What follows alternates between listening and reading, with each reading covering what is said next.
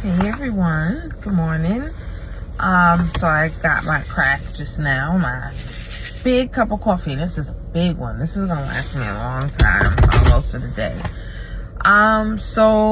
For everybody that's been caught up on my situation, today I feel better, so I'm not going to the emergency room. My sternum is still bothering me, but I mean, the way the airbag hit, it's to be expected, so I'm not gonna go to the ER for that. But I was making this video today because I want to talk a little bit about depression. A lot of people are ashamed, and I feel sorry, and my heart goes out to the people who suffer in silence. You have some people who are literally depressed and very ashamed to talk about it, so they will suffer in silence. And I don't know how hard that must be. Hard because I'm very open. I feel like we all go through shit. Life is life, you know. I don't pretend to be perfect, and that's why I said on my page, you're not gonna get me always acting like I'm perfect. Like, yes, I have beautiful days, I have great days. Sometimes I have much money. Right now I have no money due to my situation. Shit happens. Things go up and down, but on my page, the shit it's real life. So anyway, I wanted to talk about depression and how it affects you. How does it make you feel? Obviously we can't have the face-to-face conversation, but we can talk about it in the comments. I know there is something called situational depression, where people are depressed due to a current issue they're having in their life, hence what I'm going through. If I wasn't already depressed, the current situations that I've been going through would be situational depression, meaning losing my car, losing my money, having a recent surgery and then getting into a car accident and feeling all that pain all over again after just healing, losing my weight and then having a setback because I'm in so much pain I can't work out, things like that, or like going through a divorce.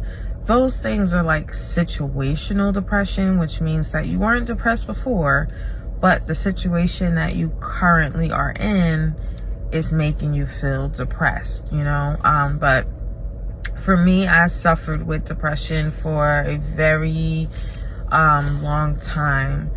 I always was a little bit depressed, but as we all know, when my mom died, I got way more depressed, and then I developed other issues. But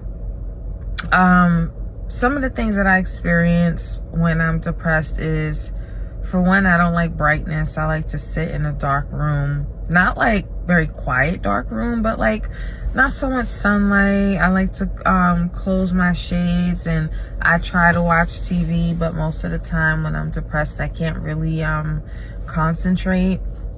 Over the last 6 years, my depression has been very bad. So you have different levels of it. You have some people who might be depressed 5 days out of the month. Some might be depressed 2 days out of the month, or it might go like 1 month they're okay, the next month they're not, for almost the whole month.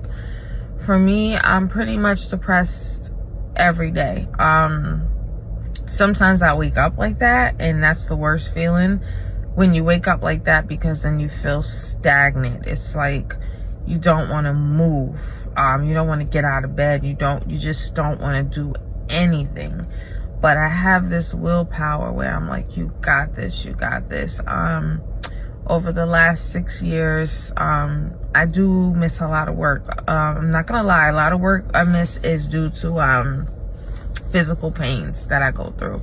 I have a lot of conditions, so I can't say it's all for depression, but it's been a lot of times that I had to call out because I just couldn't deal with people. I couldn't deal with life. Like, I just had to be at a standstill where I just had to be alone. I didn't want phone calls. I didn't want anyone talking to me. Then you got some people who are overeaters. I'm one of those. You got some people who don't eat at all. You got some people that sleep too much. you got some people that can't sleep. So for me, I am the type where I can't sleep when I'm depressed. I'll lay there, but I won't be able to fall asleep because I'm just so, I don't know, I just don't fall asleep. I will indulge in food because while I'm eating the food, I feel like all my problems are going away. I'm just chewing. And then I feel guilt after because I'm like, you know, I just ate all that damn food, and you know what happens when you eat too much, you gain all this weight.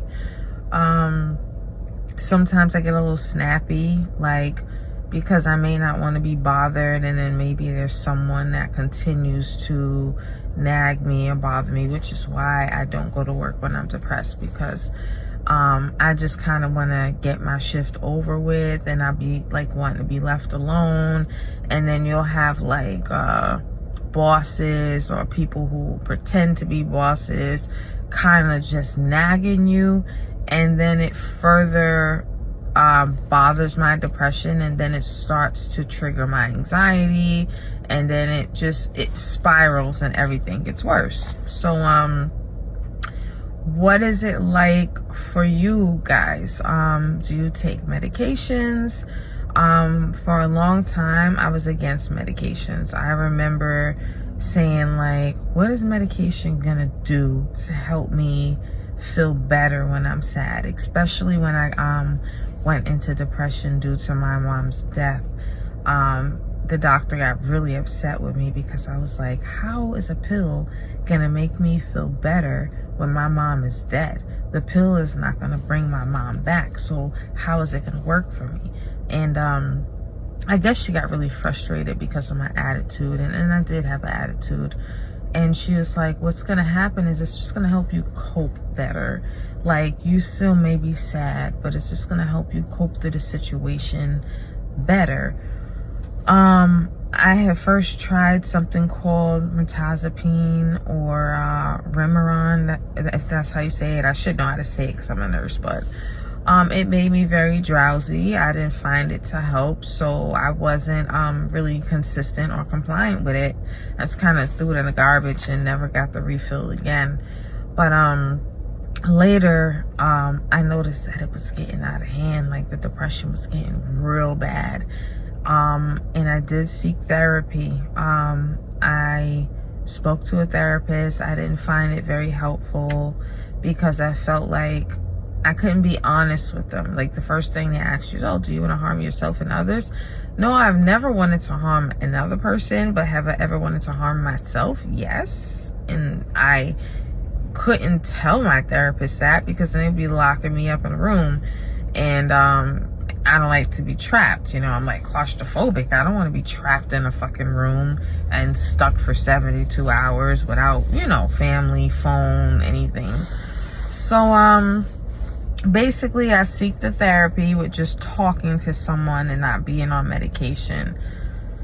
That didn't work for me. For some people it may work. So if you suffer from depression, I would recommend to try that to see if it works, because everyone is different. Talking therapy didn't work for me. So the next step was psychiatry, where they give you medicine. I went through a lot of medicine. I can't even name them all. A lot of them did not work, and it could have been more like because, you know, they say you gotta wait the 6 weeks, and I was very impatient, or the side effects would just be terrible, like nausea, stomach aches, headaches, and I'm just like, I don't want to take this. So what I could recommend is, I've tried a few. If you are depressed, I find that for me, it may not be for everyone, Paxil worked. After a while, I found that it just kind of stopped working. It worked for a really long time. It worked for about a year. And then I noticed my symptoms were coming back, so we kept increasing the dose until we couldn't increase it anymore. And then I went over to Lexapro. The thing about Lexapro for me, and I don't know if there's anybody who's ever taken Lexapro. Like I said, we could talk about it in the comments. It works. but it works in a sense where it's like you almost don't care.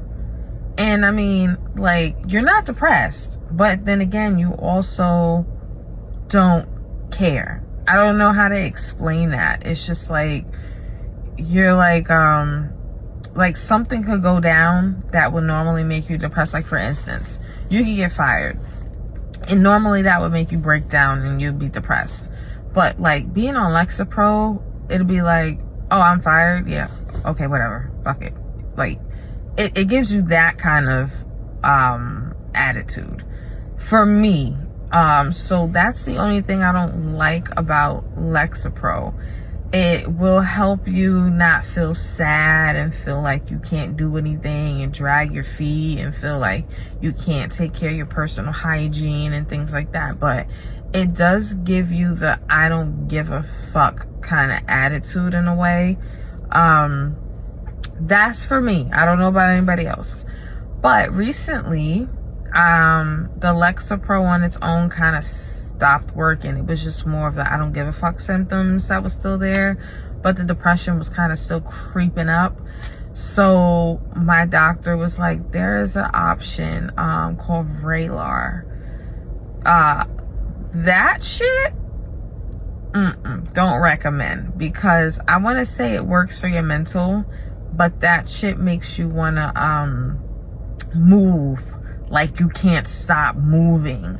So it was like I was cleaning shit, I was scrubbing the walls, I was like, whatever I could fucking do just to move, I was moving, and there's a name for it, but I can't remember the name.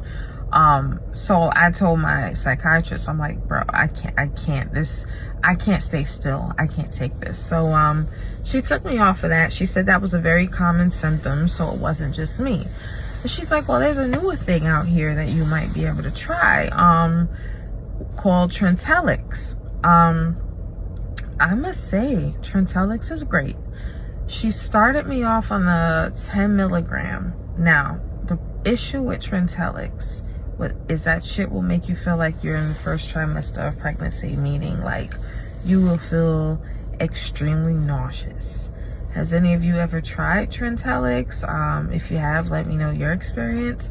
So I told him, like, this medication is great, but it's making me nauseous. Like, so is there any way you could like prescribe me Zofran and I take the Trintellix and take the Zofran? She recommended that. She couldn't give me the Zofran, so she said, you know, take it at nighttime before you go to bed. That may very work. I woke up and I felt like shit, like I had to throw up. So I'm like, no, that's not working. So she was like, let's go down to 5 milligrams.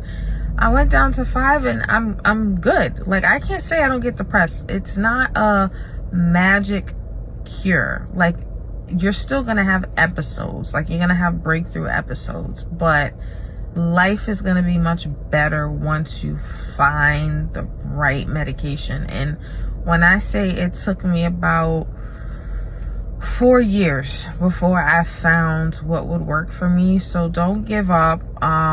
I know a lot, like I said, there are natural ways. People want to try natural ways, which is okay, meditation, things like that. But if you are looking to getting into a medication, Trintellix is a newer one, and I find that it works really well. Like I said, at high doses, it does give nausea. If you're one of those people who don't mind it, then try it. Also, you may not get nausea, but for me, I did. Everyone is different, so you have to try it for yourself. Things to sleep.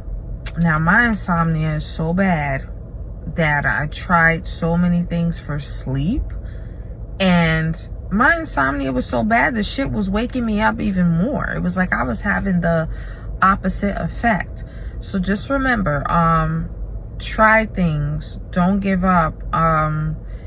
Like I said, if you need to talk to somebody about your symptoms, I know I go through it, but if you need someone to talk to because you feel like there's someone else who can't understand it, trust me, I understand it. So like, we could talk about it, we could get through it together.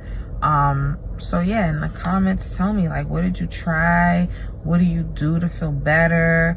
How do you help a friend or a significant other who's going through it, because, you know, my husband has a hard time trying to deal with it. Like, he does deal with it, but he doesn't quite know what to do. So if you're not the person suffering from depression, but you are the person who is the supporter, what do you do to help support your friend or loved one? I would like to hear it. So for anyone who did watch this long 15-minute video, please let me know in the comments. It's a good thing to share experiences. This is how we learn from each other. So let's see what we can learn from each other.